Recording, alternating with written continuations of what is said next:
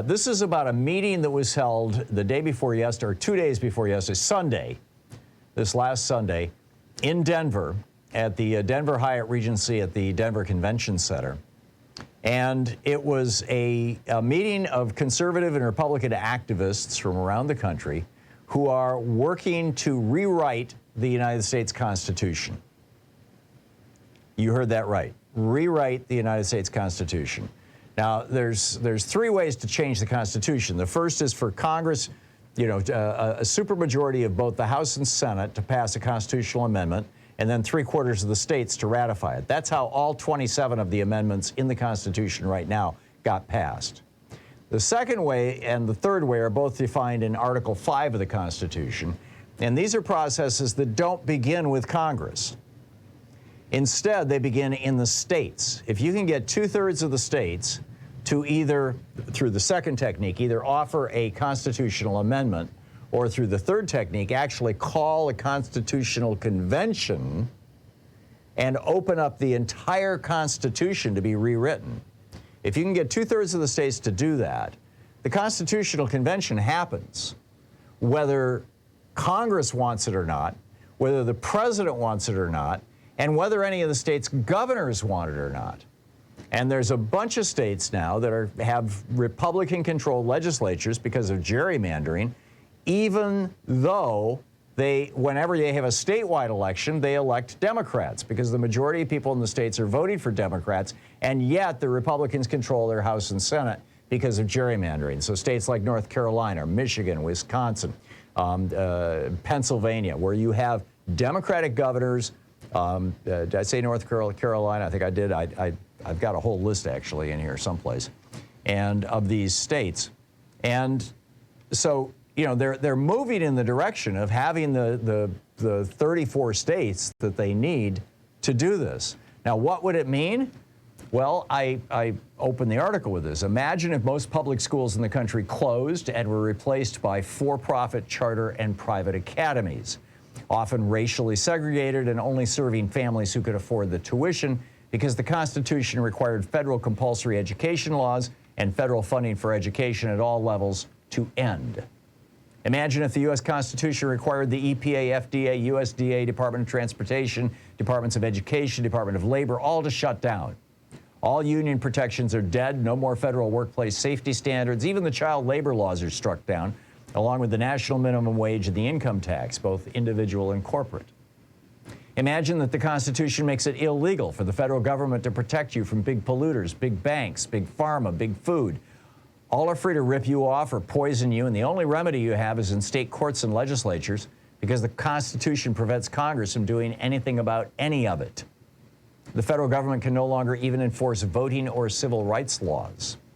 Imagine if Citizens United and its position that political bribery is merely a First Amendment right or exercise of free speech were put into the Constitution so it could never be overturned by Congress or a future court, meaning that whichever political candidate has the backing of the wealthiest donors pretty much wins every election for the rest of American history. Imagine, to add insult to injury, that the federal government has shut down Social Security, Medicare, and Medicaid because all of these programs, along with food stamps, Pell Grants, housing supports, and any programs to help the middle class, the less fortunate, or the disabled, are beyond the reach of what federal government can do because they are now unconstitutional. This is what these people are working toward. They lay it out, pretty unambiguously. And like I said, you've got every red state in the country is a potential signatory to this. Not all of them have signed up, but that's why they met this last weekend in Denver. And these were, by the way, state representatives.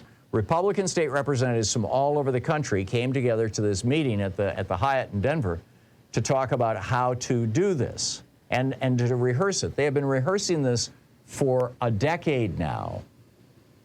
Every year they get together. And every year they're getting closer. And the states that have Republican-controlled legislatures that could say, yes, we want to do that because the governor has no say in it, even though the majority of the citizens in the state vote for Democrats, and that's how you end up with a Democratic governor.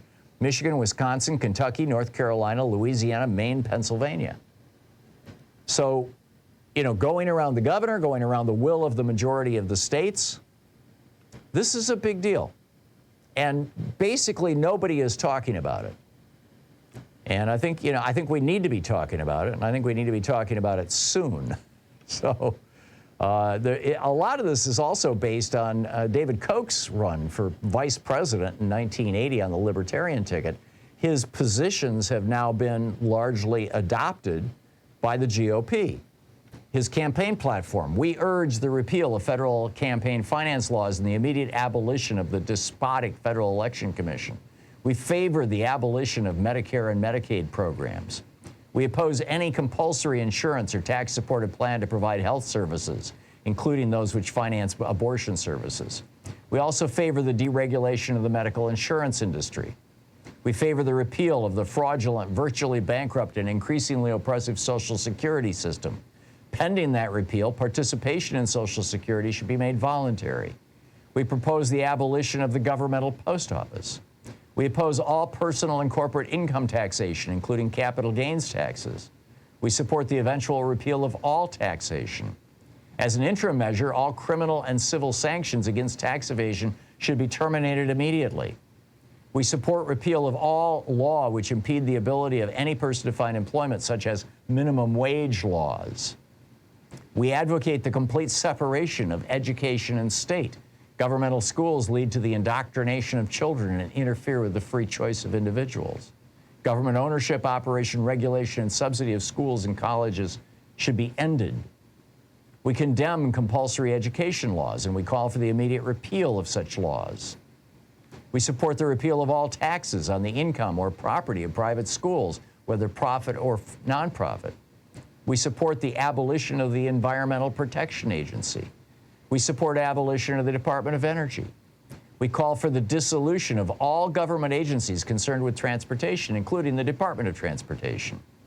We demand the return of America's railroad system to private ownership. We call for the privatization of the public roads and the national highway system.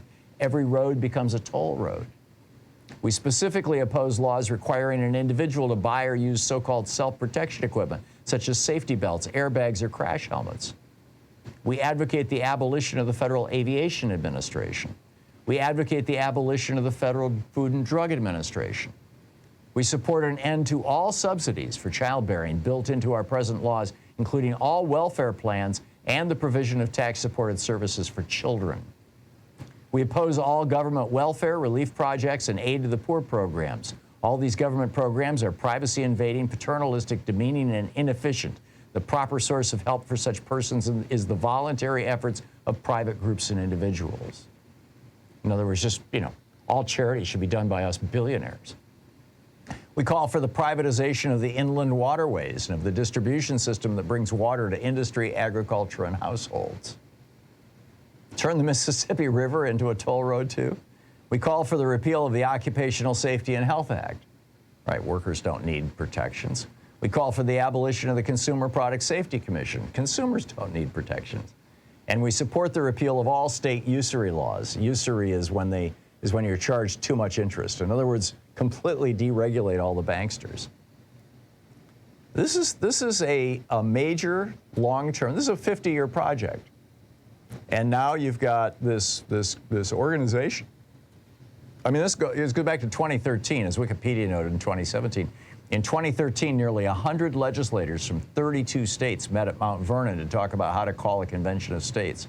In February 2014, U.S. Senator Tom Coburn announced that after his retirement from Congress, he would focus on promoting the convention of states to state legislatures. In December 2015, Marco Rubio endorsed this call for an Article 5 convention. In January 2016, Texas Governor Greg Abbott called for the convention. As of 2016, CSG's application for convention of states has been passed in 8 states: Georgia, Florida, Alabama, Alaska, Tennessee, Indiana, Oklahoma, and Louisiana. And Louisiana has a Democratic governor. Can't do anything about it. It's only up to the state legislatures, according to Article 5 of the U.S. Constitution. And, it goes on from there. I wrote about this back in 2017, tried to wave the flag and warn people, and I'm writing about it again today. This, reminds me of what Henry Wallace, the vice president under Franklin Roosevelt, said back in 1944, April 9th, 1944. He's talking about the billionaires who are trying to seize control of the government. He says, they claim to be super patriots, but they would destroy every liberty guaranteed by the Constitution. They demand free enterprise, but are the spokesman for monopoly and vested interest. Their final objective, toward which all their deceit is directed, is to capture political power, so that, using the power of the state and the power of the market simultaneously, they may keep the common man in eternal subjection. We need to pay attention to this.